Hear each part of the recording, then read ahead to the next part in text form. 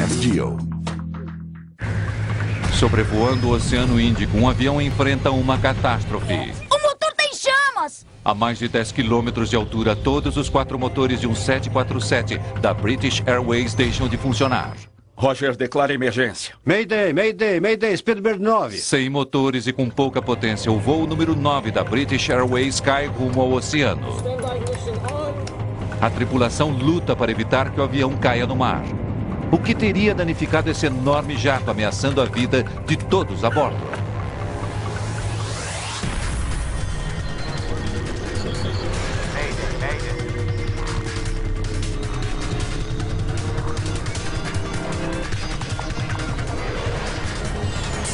Mayday, desastres aéreos. Essa é uma história real, baseada em relatórios oficiais e entrevistas com pessoas envolvidas.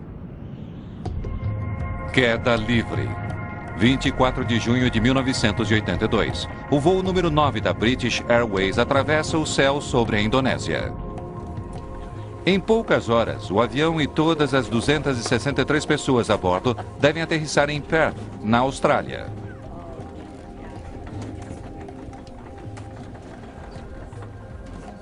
Phyllis Welsh e sua filha estão sentadas na fila E, na parte de trás do enorme jato. Como é que essa sua heroína Fanny Bryce está se saindo, hein? Ela está passando por maus pedaços em Mansfield Park. É um bom lugar para eu passar algumas horas. Eu não me importaria de estar lá. Tudo bem, mãe. Chegamos lá. Tínhamos viajado por pelo menos 2 fusos horários. Estávamos muito cansadas. Tínhamos voado de Bombaim através de Kuala Lumpur. Quase não tínhamos conseguido dormir e estava uma noite escura como breu. Sentado à frente de Betty e Phyllis, Charles Capwell está voltando para casa em Perth, Austrália, com seus 2 filhos, Chas e Stephen. Muito bem, quietos, meninos. Hora de tirar um cochilo. Voltem para os seus assentos. Não! O que você quer? Dormir aqui? Uhum. Tá bom.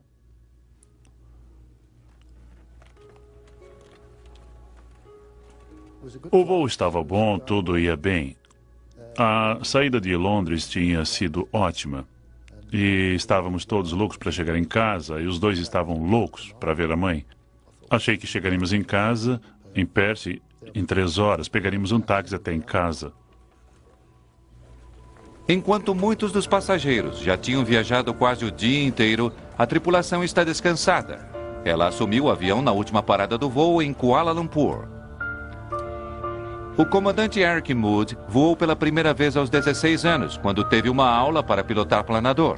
Ele foi um dos primeiros a ser treinado para pilotar o 747. Roger, cheque com Jakarta. Controle de Jakarta, Speedbird 9 sobre Halim a nível de 370. Speedbird 9, entendido. O copiloto Roger Graves é copiloto há mais de 6 anos. Barry Tolley Freeman é engenheiro de voo dessa aeronave há pouco mais tempo do que isso. Eu ainda não tinha voado com Eric ou Barry e aquela era a primeira vez que nós nos falamos naquele voo. Quando o jato sobrevoa a cidade de Jakarta, ele está a mais de 11 mil metros e está no ar há 1h30. O comandante Moody verifica seu radar de tempo. Ele mostra um voo tranquilo pelos próximos 500 quilômetros. Tudo bem, Roger, está tudo limpo. Fique atento, eu volto num instante. Tenho que ir ao toalete.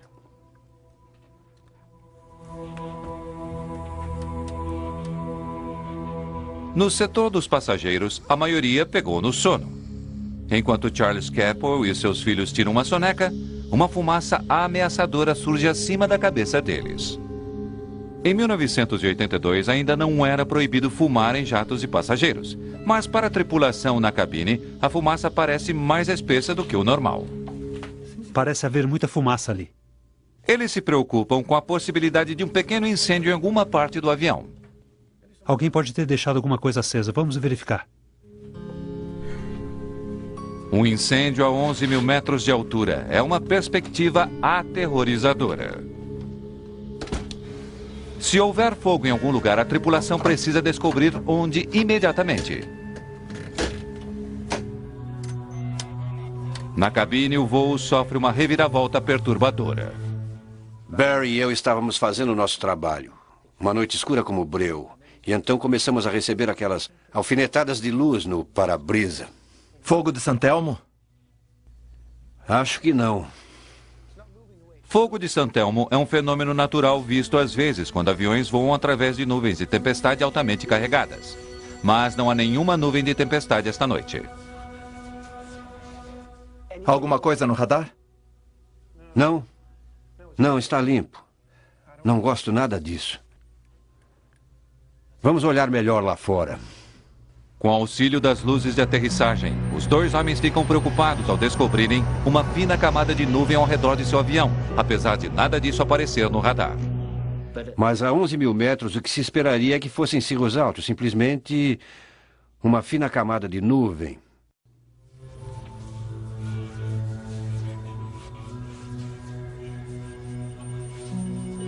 Acho melhor chamarmos o comandante de volta.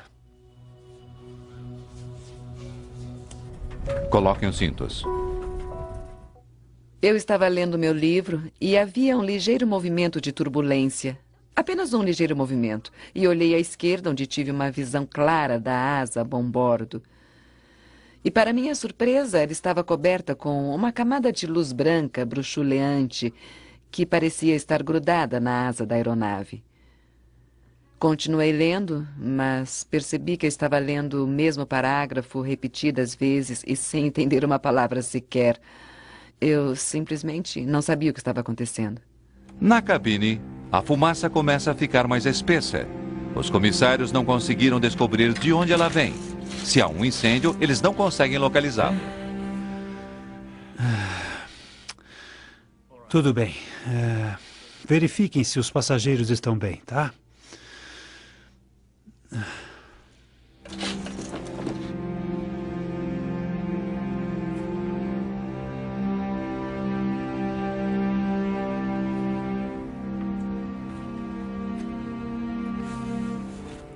Sente um cheiro estranho, mamãe? Parece estar meio enfumaçado. Percebi aquela fumaça espessa entrando através do tubo de ventilação acima das janelas. Uma visão bastante preocupante. Cigarros turcos.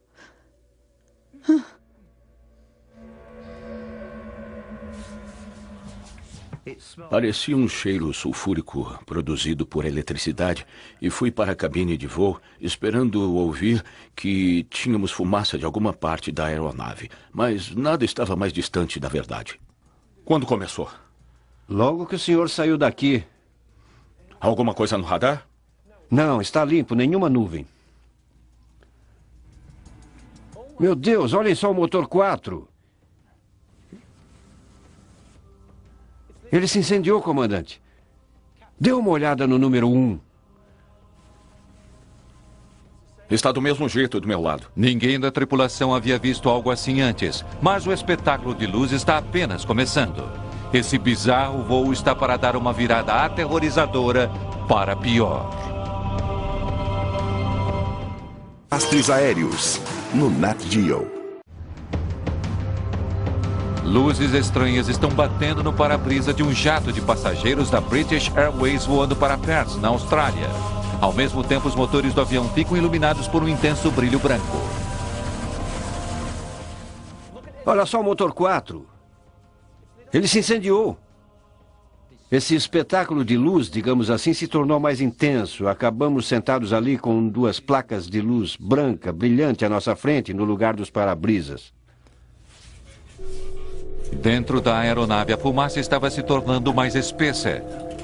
O chefe dos comissários, Graham Skinner, organizou uma meticulosa, mas discreta busca do incêndio.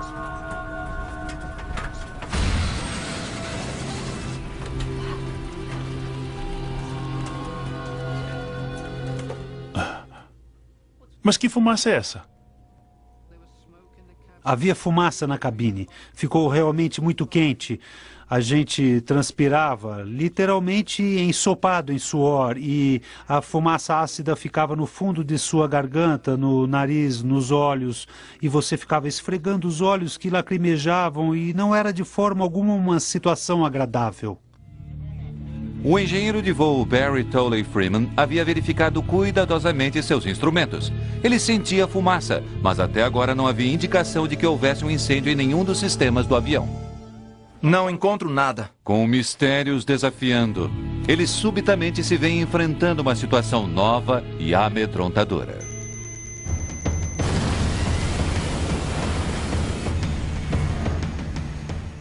Papai, o motor tá pegando fogo!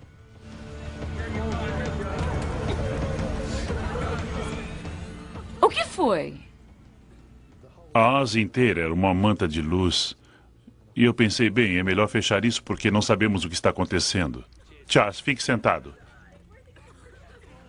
Steve, feche essa janela.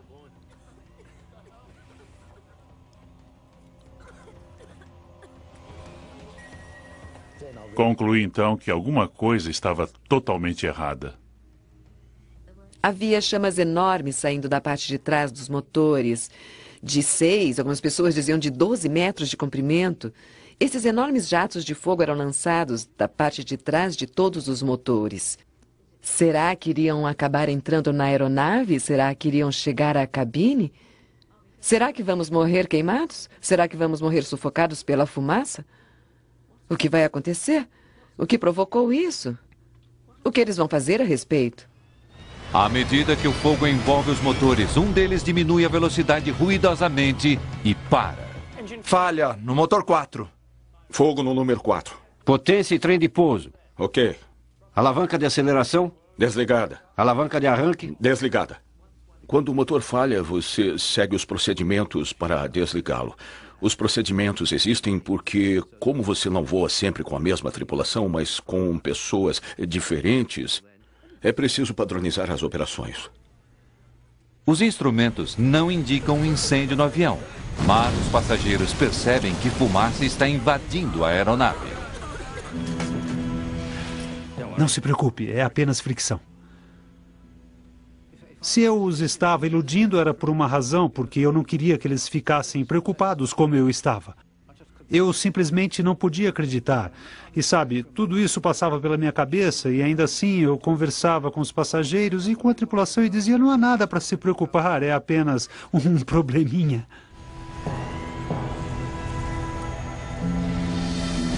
O 747 está a mais de 10 quilômetros acima do oceano. Seus motores parecem estar queimando e uma fumaça estranha continua a encher a aeronave. Então o inimaginável acontece. Motor 2 parado. Então, comecem a desligar o motor. Não, espere! Todos pararam. Os 4 motores pararam.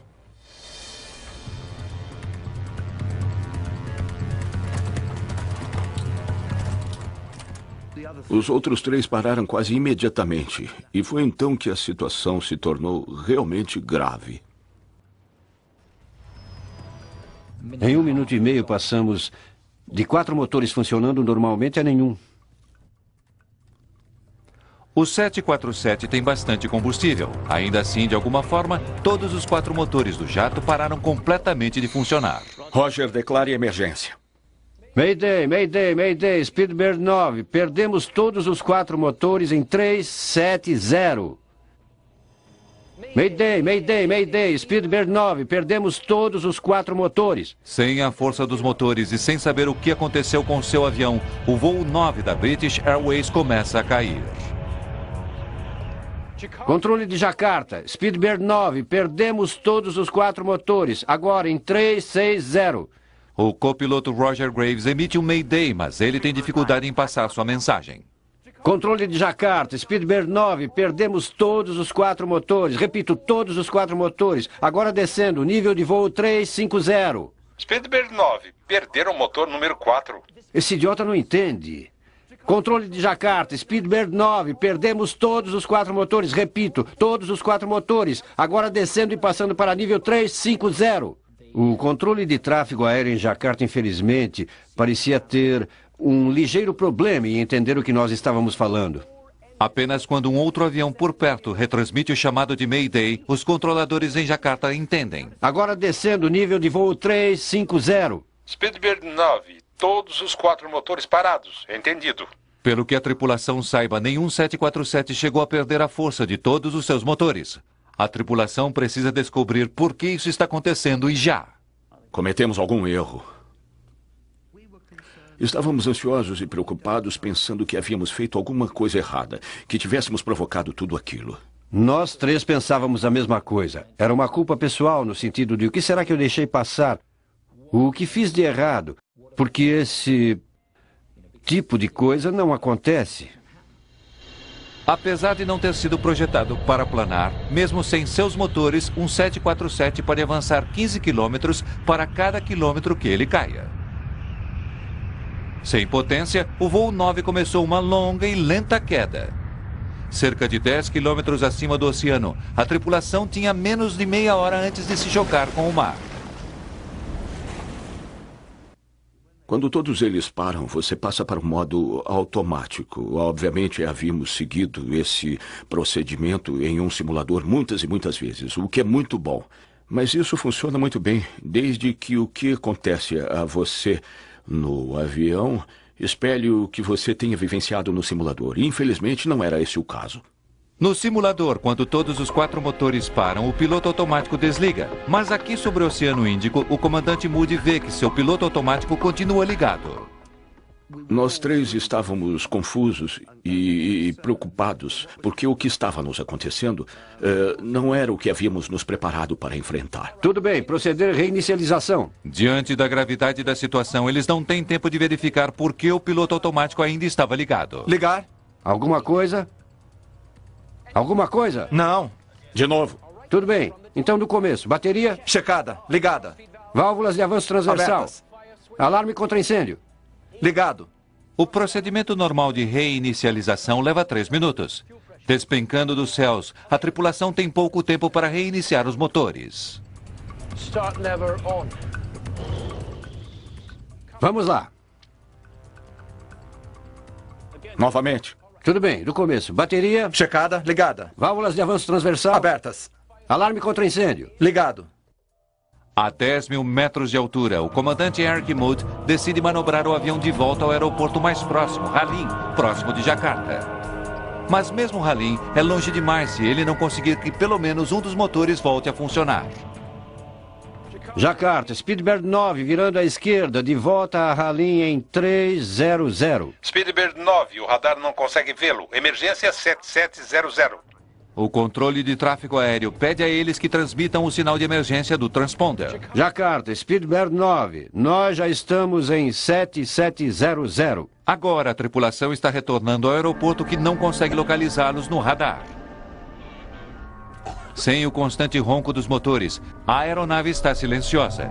Alguns dos passageiros sentem que o avião está começando a descer.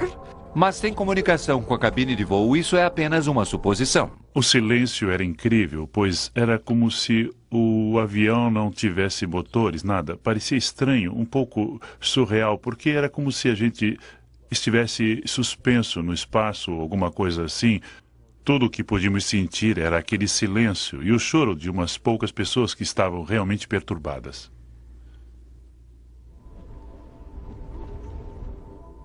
Algumas pessoas estavam sentadas bem eretas, quase como se não tivessem notado coisa alguma. No início foi medo absoluto. E depois de algum tempo tornou-se aceitação. Você sabe que vai morrer. Nós sabíamos que iríamos morrer. O que está acontecendo? Qual é o problema? É apenas uma falha técnica. Eu já passei por coisas piores, eu lhe asseguro. Tudo vai dar certo. Acho que se tivesse me sentado e realmente pensado no que estava acontecendo, não acredito que me levantaria novamente. Um comissário veio até nós e perguntou: as senhoras estão bem? Sim, dissemos, estamos bem, o que era uma mentira completa. Mas era desse jeito. Parecia vital não entrarmos em pânico. O comandante Moody não consegue reativar os motores, a menos que consiga manter o avião voando entre 250 e 270 nós. Mas os indicadores de velocidade não estão funcionando. Comandante, tenho 320 nós do meu lado. Bom, eu tenho 270. Droga, uma diferença de 50 nós. Vou alterar a velocidade. Caindo do céu sem força motora, a tripulação agora não tem ideia da velocidade em que estão. Mas para ter melhores possibilidades de reiniciar os motores, o comandante Moody precisa manter o avião na velocidade correta. Então, a partir dali, Eric modificou a velocidade em aproximadamente 100 nós, esperando que em algum momento alguma coisa acontecesse e, por algum milagre, estivéssemos na velocidade certa. Para alterar a velocidade, o comandante Moody desliga o piloto automático. Ele então puxa vagarosamente o nariz do jato para cima para diminuir a velocidade e o empurra para baixo para aumentar sua velocidade. O perturbador movimento de montanha-russa se soma ao pânico sentido na aeronave. Alerta de pressão, comandante. Estamos a 10 mil. Alerta de pressão? Isso não deveria acontecer. E uma sirene de alerta dispara. Isso jamais acontecera no simulador. Por isso foi uma surpresa para nós. Além de fornecer força elétrica, os motores de um jumbo ajudam a manter a cabine pressurizada. Com os motores sem funcionar, o ar não estava sendo bombeado e gradualmente ocorria uma despressurização. Com os 4 motores parados, o ar pressurizado é rapidamente sugado. A diminuição do índice de oxigênio leva os passageiros a respirarem com dificuldade. A tripulação apanha suas máscaras de oxigênio, mas o copiloto Graves não consegue que sua máscara funcione. Minha máscara de oxigênio, ela estava acima de minha cabeça e quando eu puxei a máscara para baixo, ela e o tubo na hora se separaram. O comandante precisa tomar uma decisão difícil. Se ele continuar descendo vagarosamente, o copiloto Graves terá cada vez mais dificuldade para respirar. Se eu descer a 6.000 metros, podemos retirar nossas máscaras de oxigênio e ser novamente uma tripulação. Tivemos de aumentar o índice de descida para descer rapidamente a uma altitude mais baixa. O que, naquelas circunstâncias, não seria a escolha que faríamos. Por isso, mergulhei o avião e baixamos 1.800 metros em 1 minuto. A perda da pressão na cabine e o mergulho direto tiveram uma outra consequência aterrorizadora. As máscaras despencaram, elas ficaram suspensas em nossa frente. E eu olhei para ver se Stephen estava com a dele, se Chas tinha puxado a dele fora do encaixe. Então verifiquei se a de Chas estava com oxigênio. Eu já assisti a alguns filmes de aviões e quando isso acontece, o problema é sério. Lá vamos nós. Respire normalmente, mamãe, não profundamente. Respire tranquilamente. As máscaras de oxigênio desceram. E nós as colocamos como nos for explicado na demonstração, que felizmente havíamos observado no início do voo. Mas o suprimento de oxigênio não parecia estar funcionando. O senhor está funcionando? Eu não estou recebendo nada. A cabine tenta usar o sistema de comunicação para explicar o que está acontecendo, mas ele não funciona. O chefe dos comissários, Graham Skinner, consegue fazer isso da forma mais simples possível. Vocês estão me ouvindo? Estamos com um pequeno problema com o nosso sistema de comunicação. Portanto, por favor, coloquem suas máscaras sobre sua boca e nariz e respirem normalmente. Enquanto os passageiros estão às voltas com suas máscaras, o comandante Eric Moody está ficando sem opções. Se os motores não funcionarem logo, ele terá de voltar rumo ao mar e tentar pousar em pleno oceano.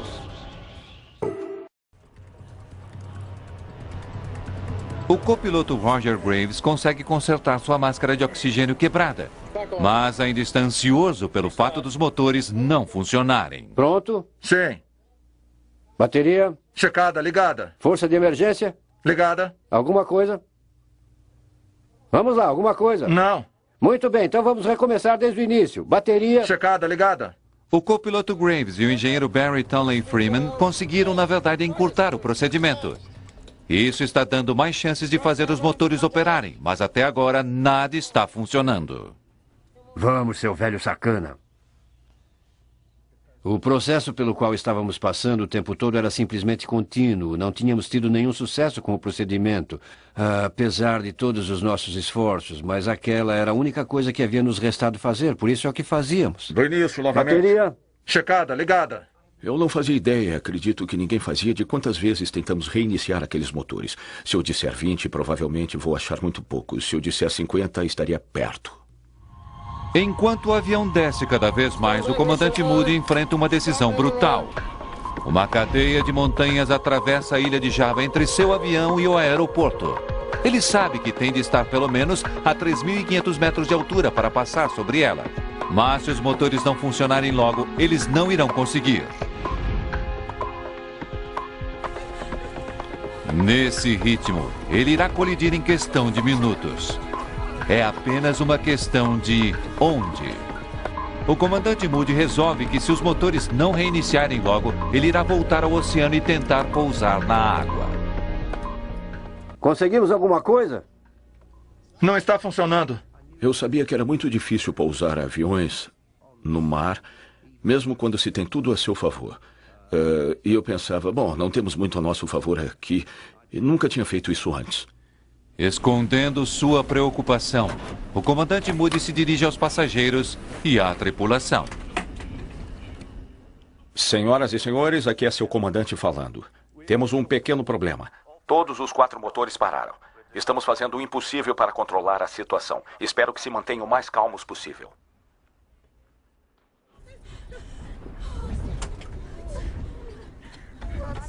A maior parte dos passageiros espera o pior.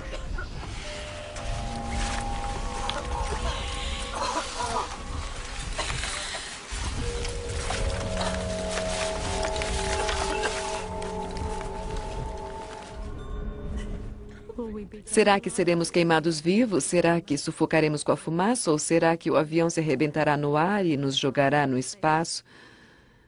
O que era o meu maior medo? Ou cairemos no mar e seremos comidos vivos por tubarões? Ou iremos nos chocar contra uma montanha? Vamos nos arrebentar contra uma montanha rapidamente e acabar logo com tudo isso. Então? Nada, não está funcionando. Muito bem, do início então. Bateria. Checada, ligada. Força de emergência. Ligada. Finalmente, o comandante Moody tem de decidir ir em frente e provavelmente se chocar contra as montanhas ou voltar e mergulhar no mar. Eu não sei nadar! Eu também não sabia nadar, por isso eu pensei, bem, para mim não tem salvação mesmo. Só espero que talvez um dos passageiros possa ajudar os 2 garotos a se manterem boiando. Então, alguma coisa? Nada. Muito bem, então do começo novamente. Bateria? Restavam muito poucas chances dos motores voltarem a funcionar antes de termos de voltar ao mar, porque não teríamos condições de sobrevoar as montanhas da costa sul de Java. Eu não consigo me lembrar. Eu não sei nadar. Mamãe, não vai chegar a isso. Alavanca de arranque. Desligada. Pressão de combustível. É disponível. Ignição de emergência. E então, tão subitamente quanto havia parado, o 4º motor ronca, funcionando novamente. Motor 4 voltou a funcionar. Então, de repente foi como se alguém tivesse atingido o avião por baixo e percebi que poderia ter sido o motor. Foi um boom. Meu Deus!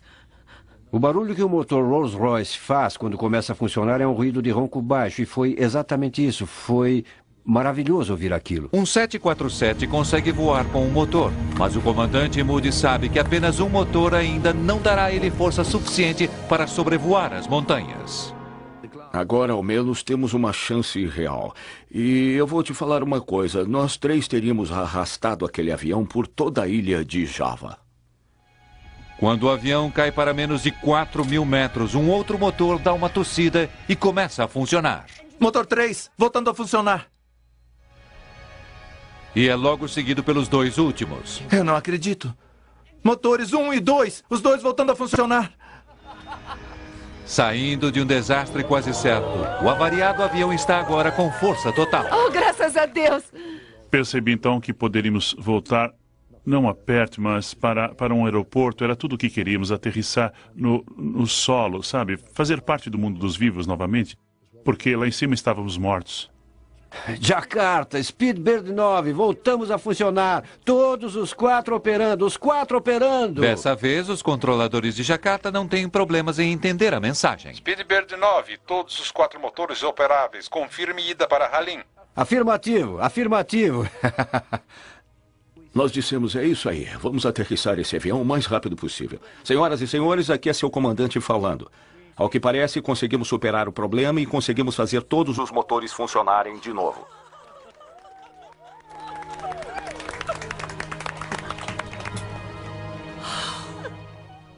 Estamos desviando para Jakarta e esperamos aterrissar em cerca de 15 minutos.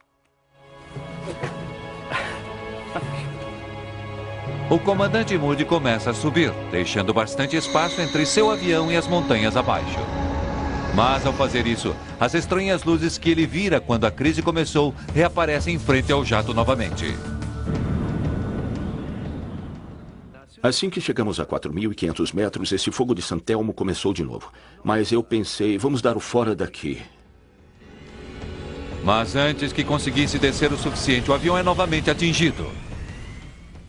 Motor 2, super tensão.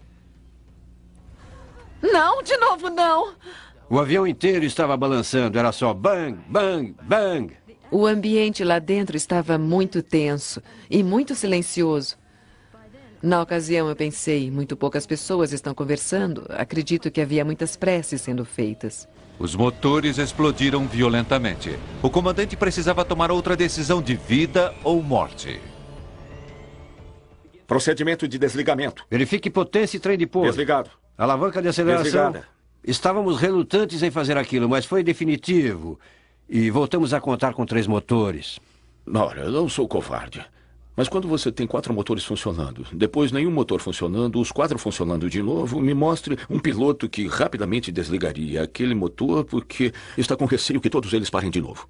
Jakarta, Speedbird 9, deixando 150 para 120. Estamos agora com 3 motores.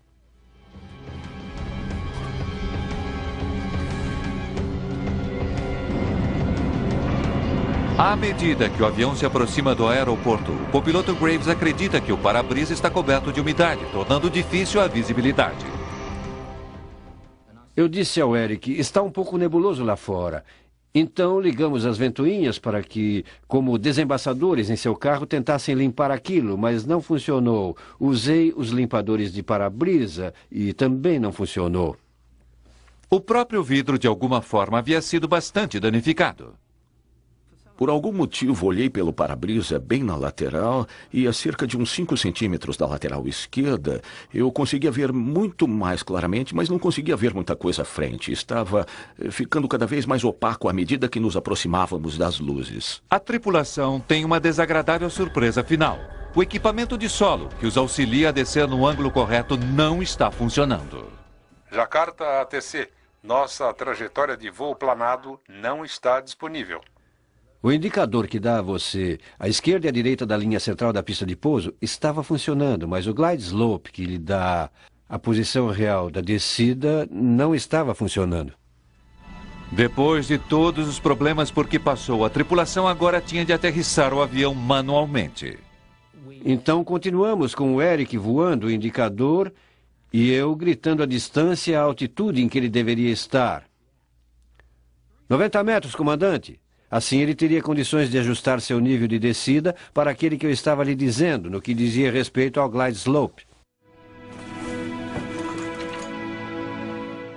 60.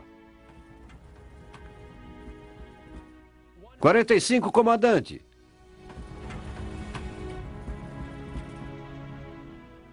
30. 15 metros. 9 metros. Aterrissamos! Que bom!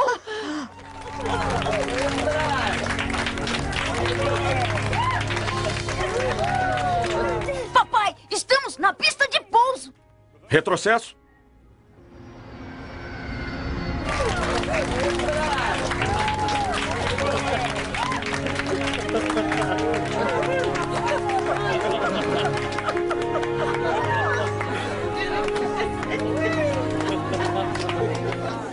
"90 nós. 80 nós."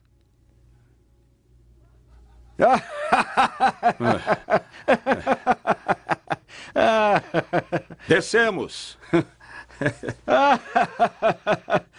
Adoraria um refrigerante gelado. O avião simplesmente aterrissou. Era como se estivesse beijando o solo. Foi lindo. Isso é incrível. Em segurança no solo, no aeroporto de Halim, em Jakarta, os passageiros comemoram o fim de uma angustiante provação. Eles também querem saber o que aconteceu.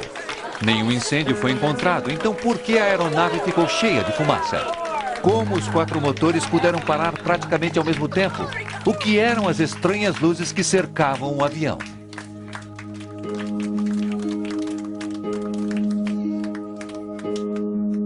Na cabine do piloto, a tripulação de voo está aliviada, mas também preocupada de poder ter cometido algum erro.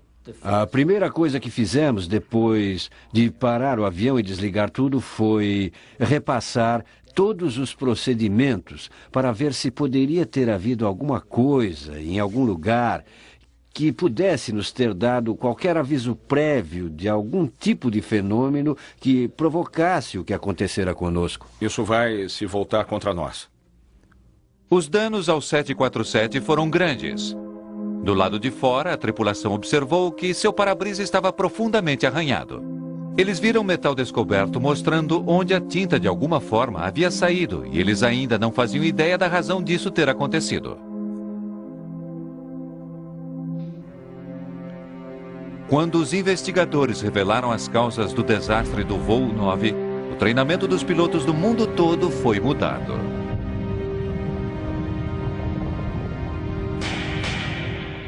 Desastres aéreos, no Nat Geo.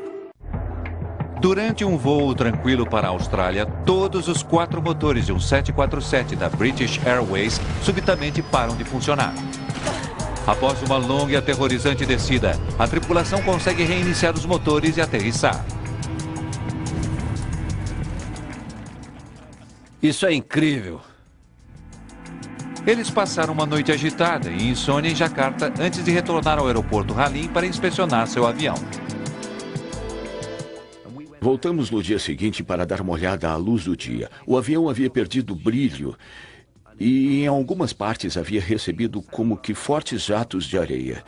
Todos os decalques e a pintura haviam saído. Havia muito pouco para se ver até que desmontaram completamente os motores. Os motores foram fabricados pela Rolls-Royce. Sua investigação foi liderada por um ex-engenheiro Malcolm Gray Byrne. 3 dos motores foram removidos em Jakarta após o incidente e enviados por um avião cargueiro para o aeroporto Heathrow, em Londres. De lá, foram levados para o sul de Gales, onde os motores foram, de fato, completamente desmontados. E foi então que eu me envolvi no processo. Gray Byrne ficou pasmo com o que viu. Grande parte do motor estava bastante arranhada e riscada. Gray Byrne descobriu que os motores estavam entupidos com poeira fina, pedaços de pedra e areia. Depois de análise detalhada, eles verificaram que os detritos eram sem dúvida de cinza vulcânica. Dias antes de seu angustiante voo, os passageiros e a tripulação souberam que na noite que estavam voando, houvera uma grande erupção no vulcão do Monte Galunggung, localizado a apenas 160 quilômetros ao sudeste de Jakarta.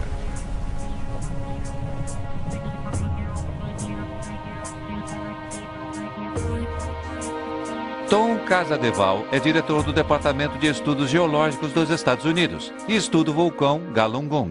A Indonésia é o país vulcanicamente mais ativo do mundo, com mais de 130 vulcões historicamente ativos, o que significa vulcões que entraram em erupção nos últimos milhares de anos. O Galunggung entrou explosivamente em erupção no início dos anos de 1980.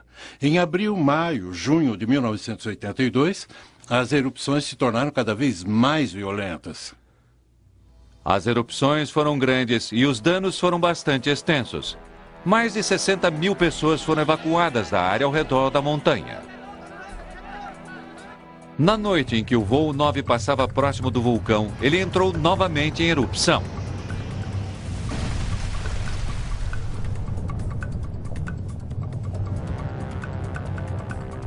Com as nuvens de cinza se elevando a mais de 15 mil metros noite adentro, ventos as levaram para o sudoeste, diretamente para a rota do voo 9 da British Airways. Nunca antes uma nuvem vulcânica havia afetado seriamente um avião. Poderia a cinza ter realmente prejudicado esse voo? Roger, declare emergência. Mayday, Mayday, Mayday, Speedbird 9. Perdemos os 4 motores. Ao contrário da cinza que se pode ver na chaminé ou após um incêndio na floresta, esse não é um material macio, mas tem partículas de rocha sólida e minerais finamente triturados. Esse material é realmente muito abrasivo. Ele tem a forma bem angular e, se você o visse sob um microscópio, veria ângulos muito agudos, o que provoca a abrasão. Além de arranhar o para-brisa e todas as principais bordas do avião, poderia a nuvem de cinza explicar todos os outros estranhos fenômenos que os passageiros e a tripulação vivenciaram? Lembrem-se, a aeronave está a quase 800 km por hora quando voa dentro daquela nuvem. Mesmo sendo um material muito fino, ainda assim pode causar abrasão e fricção no revestimento externo da aeronave. Por se tratar de um ambiente muito seco, essa eletrificação de fricção produz o brilho a que nos referimos como fogo de San Telmo. A eletrificação também provocou a interferência nas comunicações sentidas pela tripulação. Speedbird 9, perderam o motor número 4. Algumas das cinzas vulcânicas que foram sugadas para dentro e permaneceram nos motores também foram sopradas para dentro do avião. E quando os passageiros e a tripulação as viram dentro da aeronave, eles temeram o pior. Você é um passageiro, está olhando pela janela. Subitamente você começa a respirar esse ar sulfuroso, carregado de enxofre. E isso provavelmente leva uma sensação asfixiante. É basicamente uma situação do tipo Casa dos Horrores. Teria a cinza vulcânica que causou as marcas visíveis, encheu o avião de fumaça e prejudicou as comunicações, também provocado fogo nos motores? Um motor a jato turbofan funciona sugando enormes quantidades de ar. O ar é então altamente pressurizado pelo compressor do motor. Esse ar, fortemente pressionado, é misturado com combustível e inflamado. A força dessa reação impulsiona o jato pelos céus. As temperaturas na câmara de combustão por onde essa cinza está fluindo têm cerca de 2.000 graus centígrados e sabemos que a cinza vulcânica se derrete a cerca de 1.300, 1.400 graus. Mas quando a cinza líquida atinge o motor mais profundamente, ela esfria ligeiramente, tornando-se uma substância grudenta. Ela se prende ao motor e começa a asfixiá-lo. Temos uma alteração fundamental do fluxo de ar no centro do motor e isso provoca explosões no motor, levando assim ao problema, fazendo-o falhar. O fogo acontece quando o motor não tem uma combustão limpa. O motor está em chamas! Há muito combustível e o oxigênio não é suficiente. Falha no motor 4. Ação de fogo no 4. No voo 9, as explosões foram a causa dos enormes jatos de chamas que muitos passageiros viram atrás dos motores. Depois de lutar contra os efeitos asfixiantes da nuvem de cinza, os motores do 747 se inflamaram. O que Gray Byrne descobriu em seguida foi que uma notável parte da química salvou o avião. Logo que saíram da cinza vulcânica, os motores não estavam funcionando. Tudo esfriou e isso foi o suficiente para essa coisa se romper e permitir que os motores funcionassem novamente. Quando cinza derretida suficiente desapareceu, os motores ficaram limpos novamente e os insistentes esforços de Tonley Freeman para reiniciar os motores valeram a pena. Motor 4 voltou a funcionar. Aprendemos muito e incorporamos esse aprendizado ao treinamento de piloto. Hoje, por exemplo, os pilotos sabem quais sinais procurarem quando estiverem dentro de uma nuvem de cinza, e esses sinais incluem o cheiro de enxofre na cabine, poeira se acumulando na cabine, e se for noite, você pode olhar para fora e ver a eletrificação por fricção ou o fogo de Santelmo nas bordas da aeronave. Uma outra importante lição aprendida com o voo 9 é que nuvens de cinza vulcânica não aparecem em radares comuns de tempo, que refletem a água. Como as nuvens são secas, elas são completamente invisíveis ao radar. Esse conhecimento levou a melhores comunicações entre os geólogos que estudam vulcões e as linhas aéreas que voam sobre vulcões. A tripulação do voo 9 foi agraciada com prêmios e comendas nos meses seguintes àquela noite incrível. Acho que o profissionalismo demonstrado por essa tripulação durante esse acontecimento foi absolutamente fantástico. A maneira como conseguiram levar essa aeronave de volta a uma aterrissagem segura, depois de terem passado por circunstâncias tão extremas. Foi fantástica a maneira como eles recuperaram essa aeronave. Foi brilhante. Para todos a bordo do voo 9, o terrível mergulho através dos céus teve um impacto duradouro. Betty Tuttle ficou tão abalada pelos acontecimentos daquela noite que escreveu um livro sobre a provação. Esse foi um acontecimento singular na história da aviação. E me pareceu absolutamente crucial que fosse registrado. E eu me perguntava quem faria isso. E logo que eu pensei a respeito, decidi que eu o faria. Todos os 4 motores falharam. Tuttle acabaria se casando com um homem que ela conheceu no voo, James Ferguson. Charles Capuel e seus 2 filhos chegaram em casa 2 dias depois de terem aterrissado em Jakarta. 25 anos depois, os 2 Chaz e Stephen ainda moram em Perth. Nossa hora não havia chegado, e foi isso.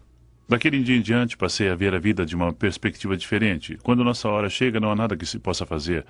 Mas você pode ter esperança, e nós tivemos. Isso nos salvou. Não muito tempo depois daquele voo fatídico, o comandante Eric Moody criou o clube de planadores Galunggung. Todos os membros da tripulação e todos os passageiros foram automaticamente admitidos nesse grupo exclusivo. Os sobreviventes do voo 9 da British Airways até hoje mantêm contato uns com os outros. Versão brasileira Centauro.